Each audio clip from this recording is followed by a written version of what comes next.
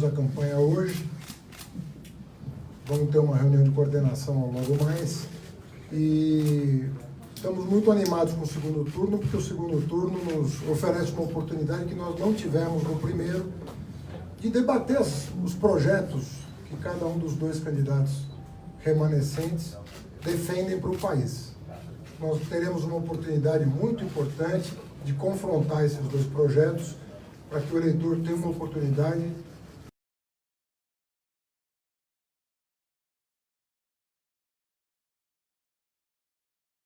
em virtude da importância da eleição brasileira e da importância do Brasil no cenário internacional, na América Latina, nos BRICS, enfim, em todos os cantos do mundo o Brasil tem uma presença muito importante e o que vai acontecer no Brasil vai ter significado internacional, no nosso entendimento, sobre a nossa tradição diplomática, sobre a nossa tradição em termos de relações internacionais, relações comerciais, respeito à autodeterminação dos povos, toda uma tradição que está em jogo nesse momento e que nós pretendemos representar.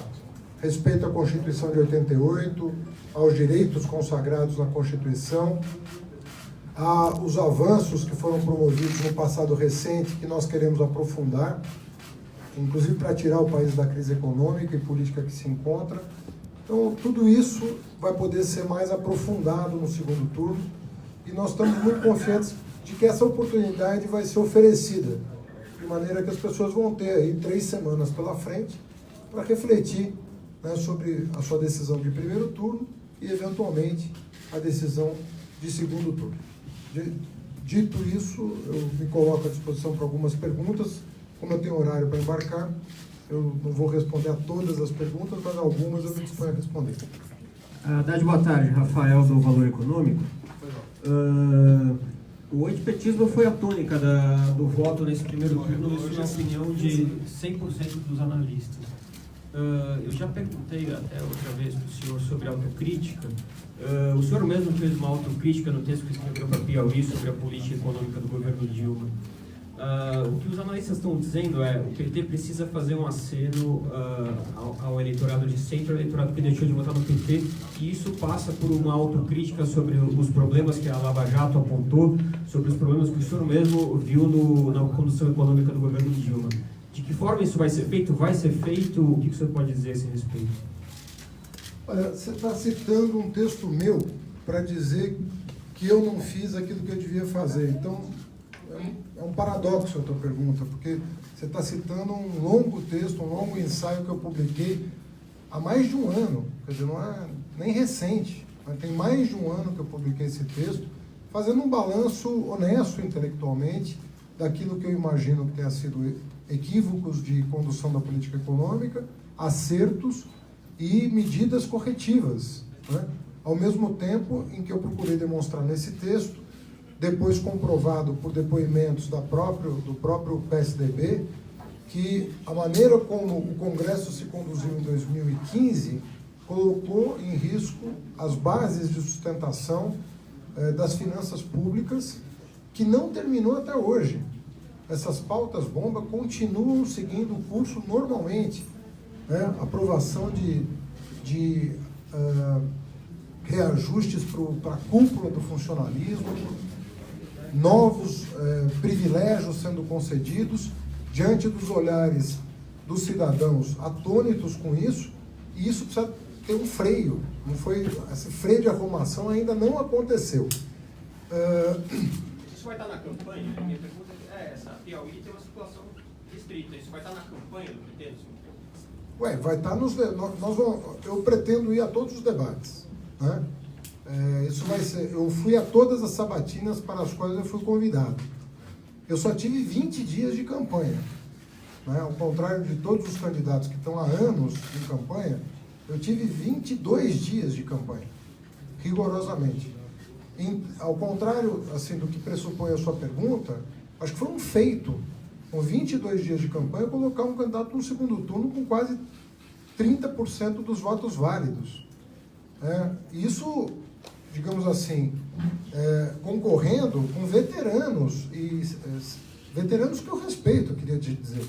Acho que o Ciro Gomes está na sua terceira campanha presidencial, pessoa de alta respeitabilidade, Marina Silva, mesmo Geraldo Alckmin, está na sua segunda campanha presidencial, posso discordar dele, divergir, mas nunca deixei de respeitar. Não estou falando isso no pós-eleição, falo isso há muitos anos, né, que tenho respeito por essas pessoas.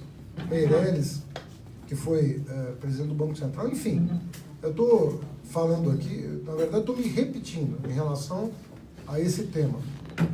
Com 20 dias de campanha, nós colocamos com mais de 30 milhões de votos um candidato até então desconhecido no segundo turno pela força do projeto que a gente representa.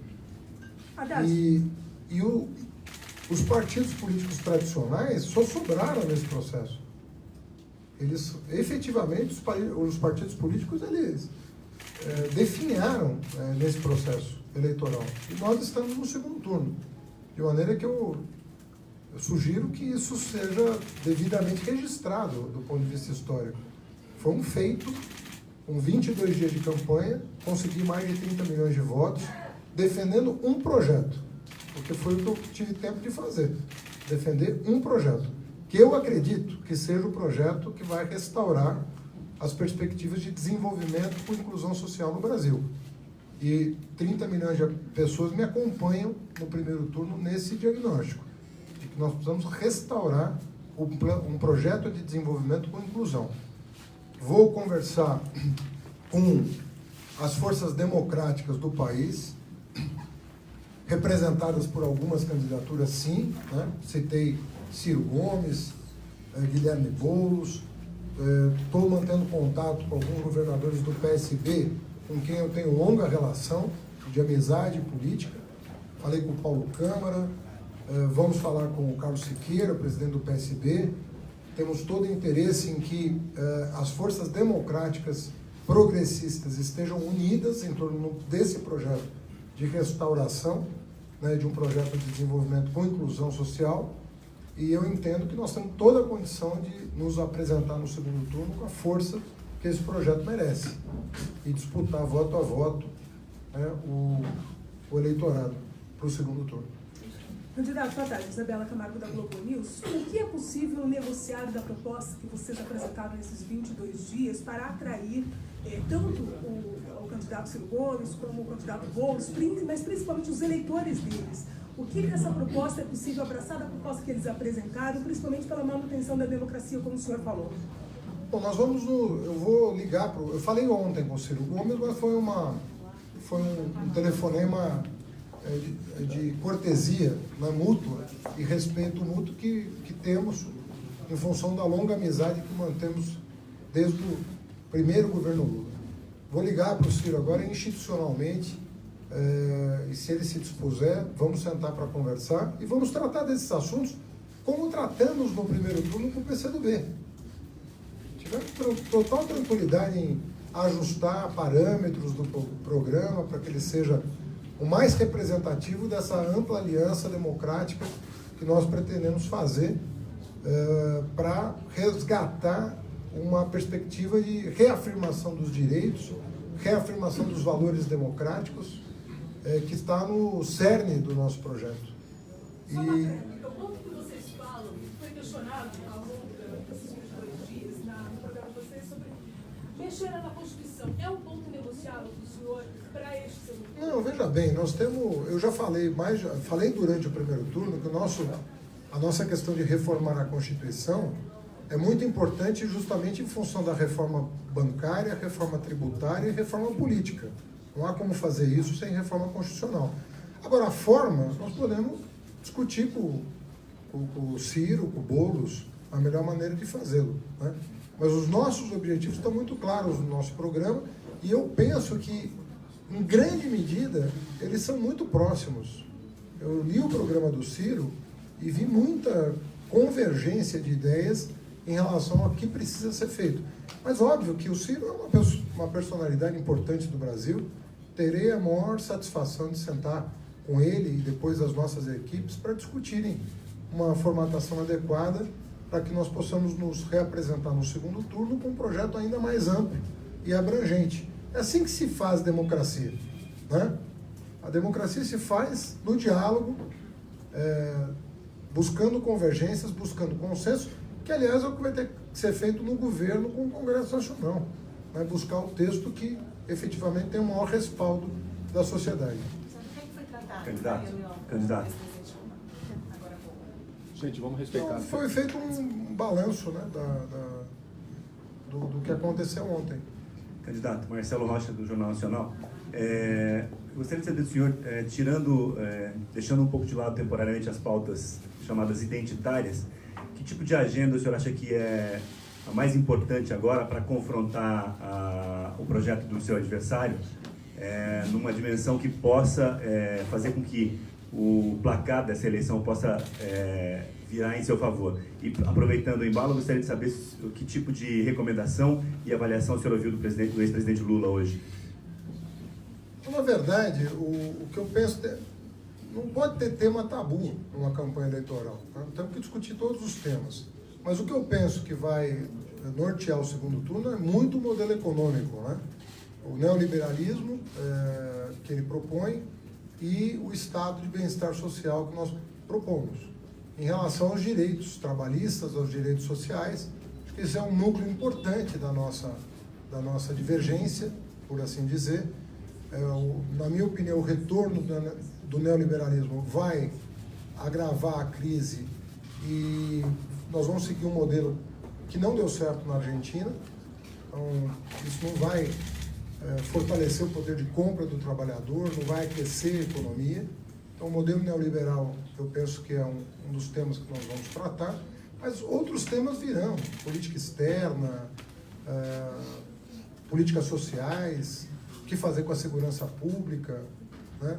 Nosso modelo é empoderar a Polícia Federal para ser uma espécie de agente coordenador de todas as polícias no Brasil. Nós entendemos que segurança pública, por exemplo, é um serviço público. E armar a população é desonerar o Estado de proteger o cidadão. No fundo, é uma escapatória para deixar de prestar um serviço essencial previsto na Constituição. Quer dizer, o Estado tem que prover segurança pública. Se não está acontecendo, vamos inovar do ponto de vista institucional. Por isso que a nossa proposta é a Polícia Federal como coordenação da segurança pública no país. Uma coordenação central no topo do Sistema Único de Segurança Pública. Eu penso que é um debate importantíssimo para ser feito. Enquanto armar a população vai acarretar, na minha opinião, mais mortes e lucro para quem produz arma. Mas não vai resultar em segurança. O que vai resultar em segurança é mais institucionalidade. E, na minha opinião, a Polícia Federal é quem pode prover a inteligência necessária para coordenar as ações. Última pergunta. Sobre as impressões do ex-presidente Lula sobre o senhor respondeu. Não foi disso que foi tratado. Nós tratamos muito superficialmente dessa questão. Bom, candidato, começando o segundo turno, sou João Carlos Del Rios, da KTV TV Cultura. Provavelmente, né, nós teremos aí uma série de ataques, uma série de acusações no segundo turno. Como é que vai ser a sua campanha a partir daí? O senhor vai responder também a esses ataques, a essas acusações, ou vai manter o estilo paz e amor nesse segundo turno? Olha, nós pretendemos manter uma campanha propositiva, como fizemos no primeiro turno. Obviamente, você pode arguir o outro candidato das propostas que ele está defendendo, né? Que foi o que nós fizemos na reta final. Agora, o que aconteceu na internet, da parte dos nossos adversários, isso nós não vamos usar esse tipo de artifício, né? Nós não vamos lidar com mentira, com disseminação de calúnias, com injúrias, como aconteceu em relação a mim, a minha família e a minha vice, Manuela Dávila. Não entendo no que uma pessoa pode achar que isso contribui com a democracia. Ficar ofendendo as pessoas na honra, ficar falando da religiosidade das pessoas, né? Estou aberto para discutir qualquer tema e gostaria que esses temas mais afeitos a valores fossem discutidos publicamente, olho no olho. Não me furto a responder nenhuma pergunta sobre valores, desde que elas me sejam feitas olhando no meu rosto. Agora, é muito difícil você se defender de uma enxurrada, de um bombardeio via WhatsApp com mentiras a seu respeito. Nós não temos dinheiro e nem condição de ficar enfrentando esse tipo de coisa. Então fica o apelo para que a Justiça Eleitoral seja mais rápida em tirar do ar, como aconteceu no último dia de campanha só, nós conseguimos tirar 35 matérias falsas sobre mim e sobre a Manoel. 35. O TSE reconheceu a falsidade das informações e mandou que as plataformas retirassem de circulação as matérias que foram falsificadas. Isso é muito desagradável, porque afeta a vida da minha família, da família dela. Então nós vamos ter que tentar estabelecer um protocolo ético em relação ao tipo de abordagem que vai se fazer na campanha. Vamos tentar verificar se eles concordam em assinar esse protocolo ético, né? Nós vamos fazer esse esforço para que eles assinem uma carta de compromisso contra a calúnia e difamação anônima que acontecem nas redes sociais, sobretudo o WhatsApp. E sobre as suspeitas de fraude em urnas eleitorais que o adversário está... Quem é suspeito? Suspeitas de fraude em urna eleitoral, que o seu adversário falou disso ontem. Alguns eleitores reclamaram que não conseguiam votar no presidente, chegaram a registrar em ata algumas sessões. Como é que o senhor vê essa suspeita? A sua coligação ouviu relatos parecidos de eleitores? O que o senhor acha? O que eu ouvi foi um desmentido da própria imprensa, né? A imprensa apurou, inclusive um vídeo que foi veiculado na página do filho do candidato, apurou e demonstrou a falsidade da informação. Repito, isso não ajuda o eleitor. Isso não ajuda a democracia. Sabe, se você tem alguma dúvida, procure a autoridade competente antes de veicular, e ela existe para isso. Para isso que existe fiscal, para isso que existe policial, para checar a informação antes dela ser propagada. Porque senão só má fé explica esse tipo de veiculação. Muito obrigada, candidata Dá.